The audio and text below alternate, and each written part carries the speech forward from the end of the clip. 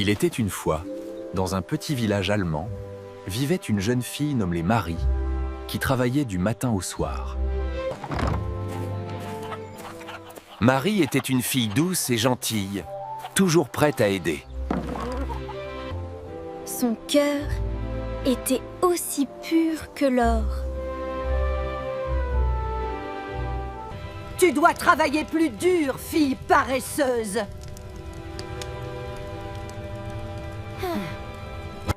Chaque jour, Marie filait la laine jusqu'à ce que ses doigts saignent. À propos, filer la laine était un travail extrêmement difficile au Moyen-Âge, souvent causant blessures et douleurs aux fileuses. Un jour, alors que Marie filait près du puits, le fuseau glissa de ses mains ensanglantées. Non! Mon fuseau! Terrifiée par la colère de sa belle-mère, Marie regarda dans le puits sombre. Va chercher ce fuseau immédiatement ou ne reviens jamais!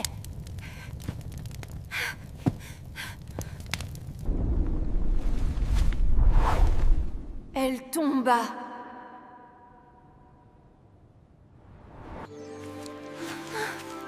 Quand Marie ouvrit les yeux, elle se trouvait dans un monde merveilleux et magique.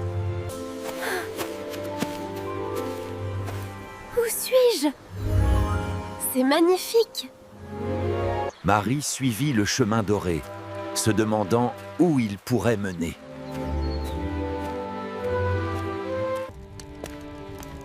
Soudain, elle entendit une voix étrange venant d'un grand four. S'il te plaît, sors-moi! Je suis cuit à point et je vais brûler! Bien sûr, je vais t'aider.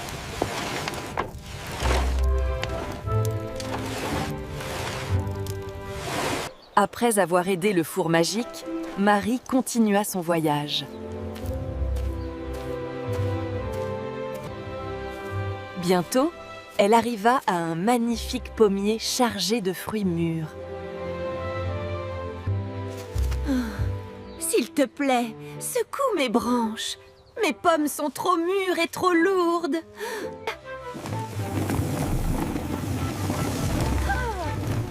Je vais t'aider, gentil arbre. Avec gentillesse, Marie cueillit toutes les pommes et les empila soigneusement. Le chemin mena Marie à une charmante petite maison au sommet d'une colline. Marie frappa timidement à la porte, ne sachant pas qui pourrait répondre. Bienvenue, cher enfant. Je suis Mère Hulda. Voudrais-tu travailler pour moi? Mère Hulda était une être magique qui contrôlait la neige et les saisons. Oui, madame. Je travaillerai de tout mon cœur.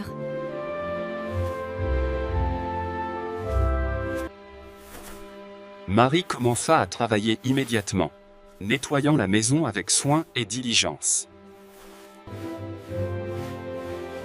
Chaque coin de la maison brillait sous ses mains attentionnées. Sa tâche la plus importante était de secouer le grand édredon de Mère Hulda chaque matin. À propos, selon le folklore allemand, quand Mère Hulda secoue son édredon, la neige tombe sur terre. Chaque soir, Marie et Mère Hulda partageaient un repas simple, dans la paix et la harmonie. Les jours passèrent dans contentement et travail honnête. Mais après plusieurs semaines, Marie commença à avoir le mal du pays. Chère Mère Hulda, vous avez été si bonne avec moi. Mais je voudrais rentrer chez moi maintenant. Ah, mais tu as été une servante fidèle et travailleuse, ma chère enfant. Tu mérites une récompense. Mère Hulda conduisit Marie vers une porte magique dorée. Quand la porte s'ouvrit, une lumière dorée éblouissante remplit la pièce. Alors que Marie traversait, une pluie d'or pur tomba sur elle, la couvrant de la tête aux pieds. C'est incroyable!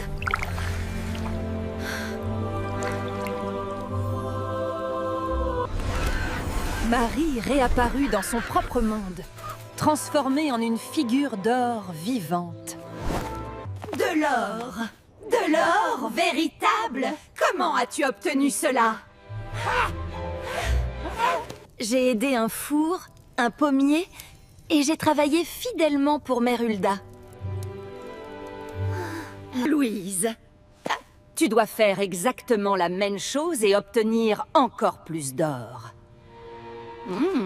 Fais semblant de filer et laisse tomber le fuseau dans le puits. Au revoir, stupide fuseau. Bonjour, l'or.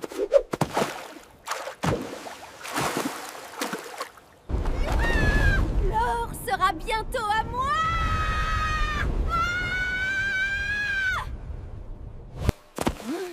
Louise arriva dans le même monde magique, mais son cœur était rempli de cupidité.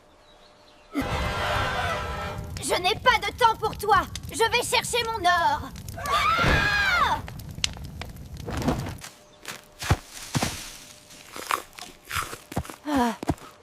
Une pomme suffit pour moi. Ouvrez! J'ai besoin de travailler pour obtenir de l'or. Bienvenue. Travailleras-tu fidèlement pour moi? Louise accepta de travailler, mais elle était paresseuse dès le premier jour. C'est trop lourd! Pourquoi dois-je faire ce travail stupide? Parce que Louise secouait l'édredon négligemment, la neige sur Terre tombait de façon irrégulière et laide. Louise mangeait comme un cochon et ne montrait aucune gratitude. Après seulement 3 jours, Louise en avait assez et voulait son or immédiatement. J'ai assez travaillé. Donnez-moi mon or maintenant.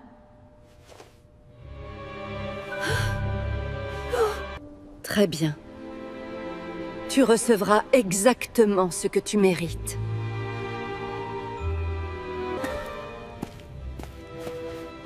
Mère Hulda conduisit Louise vers une porte très différente.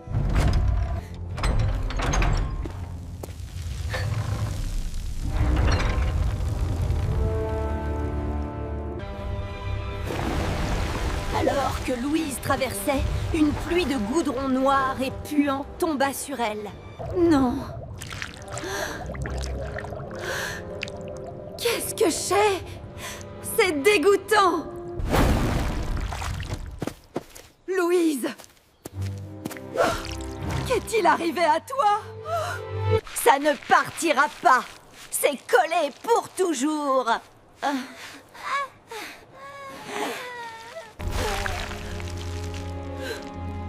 Le contraste entre les deux sœurs ne pourrait être plus clair. La nouvelle de la transformation de Marie se répandit dans tout le village.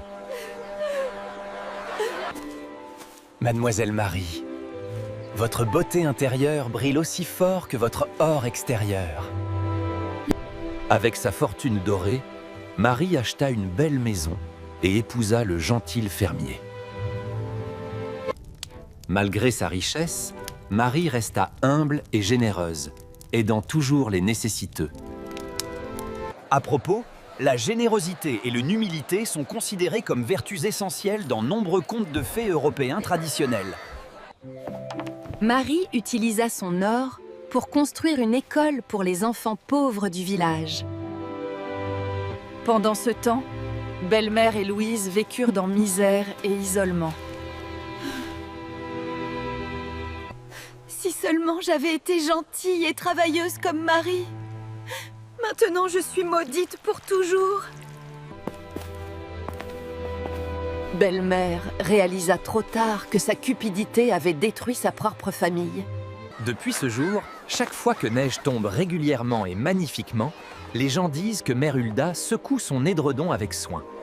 Et Mère Hulda continue de récompenser les gentils et de punir les paresseux depuis son royaume célesté. Et c'est ainsi que votre mère a appris que la gentillesse et le travail honnête sont toujours récompensés. Marie éleva ses enfants avec les mêmes valeurs que Mère Hulda lui avait enseignées. Bienvenue, famille bénie. Votre gentillesse illumine notre communauté entière. La présence de Marie apportait joie et prospérité à tout le village. Marie écrivit son histoire afin que les générations futures puissent apprendre sa leçon. À propos, les manuscrits enluminés médiévaux étaient œuvres d'art précieuses, nécessitant mois, voire années pour compléter. L'école de Marie devint institution respectée, formant génération d'enfants vertueux. L'histoire de Marie fut préservée comme trésor du village, enseignée à chaque nouvelle génération. Quand Marie quitta finalement ce monde à 90 ans, tout le village pleura la perte d'un ange terrestre.